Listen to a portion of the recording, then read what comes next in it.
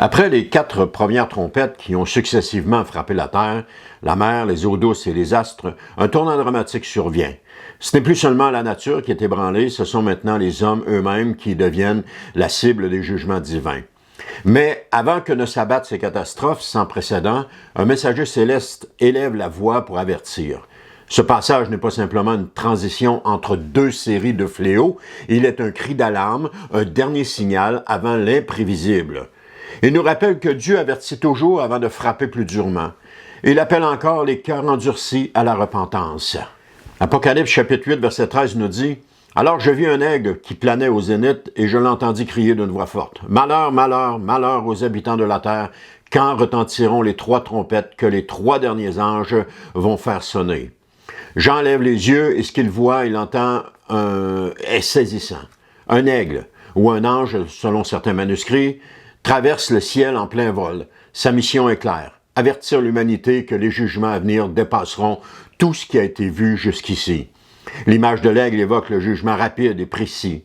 Et dans l'Ancien Testament, il symbolise souvent une nation ennemie qui fond comme un rapace sur sa proie. Ce messager céleste n'apporte ni paix ni consolation, il proclame un avertissement urgent et solennel. Dieu, une fois encore, choisit de prévenir avant d'agir, de crier avant de frapper, de secouer avant de condamner. Ce que cet aigle proclame n'est pas une simple annonce, c'est un cri, une alerte retentissante. 3 fois, il répète le mot « malheur ». Dans la Bible, une répétition triple indique une solennité absolue. De la même manière que les anges crient « Saint, Saint, Saint » pour souligner la perfection divine, ici le malheur résonne pour marquer la gravité et la certitude des jugements à venir. Ces 3 malheurs correspondent aux 3 dernières trompettes. Le premier verra une invasion démoniaque tourmenter les hommes. Le deuxième fera surgir une armée destructrice d'une violence inouïe. Et le troisième marquera la fin, l'intervention finale de Dieu dans l'histoire humaine.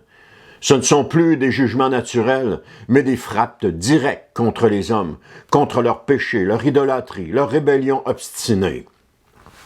Ce message n'est pas général.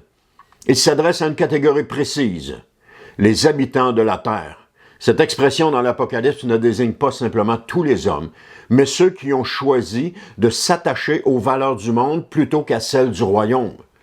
Ce sont ceux qui ont rejeté l'Évangile, méprisé la grâce, préféré les ténèbres à la lumière. Ce sont eux qui, malgré les jugements précédents, n'ont pas changé de voie. Ce sont eux qui vont maintenant affronter une intensification de la colère divine. Mais même ici, Dieu ne frappe pas à l'aveugle, il avertit encore. Il annonce les prochaines trompettes avant qu'elles ne retentissent, car son but jusqu'au dernier instant demeure la repentance. Il veut que l'homme se détourne de sa voie, même au seuil du précipice. Ce passage, bien qu'il soit court, contient une charge prophétique d'une rare intensité. Il nous enseigne que Dieu avertit toujours avant de frapper, comme nous l'avons vu précédemment. Il nous montre que les jugements à venir seront d'une violence sans précédent. Mais il nous rappelle surtout que nous avons encore le choix. Tant que la trompette n'a pas sonné, tant que le malheur n'est pas tombé, il y a un espoir, il y a une invitation à revenir à celui qui sauve, qui pardonne, qui restaure. Alors la question est, sommes-nous prêts à écouter les avertissements du ciel? Ou faisons-nous partie de ceux qui ferment les yeux et les oreilles, croyant que le pire n'arrivera pas? Alors que ce message soit pour nous un appel pressant. Tenons-nous dans la foi. Gardons nos cœurs dans la lumière, car ce qui vient dépassera tout ce que le monde a connu. Mais ceux qui sont en Christ, eux, n'ont rien à craindre. Ils n'attendent pas le malheur, mais le retour glorieux de leur roi.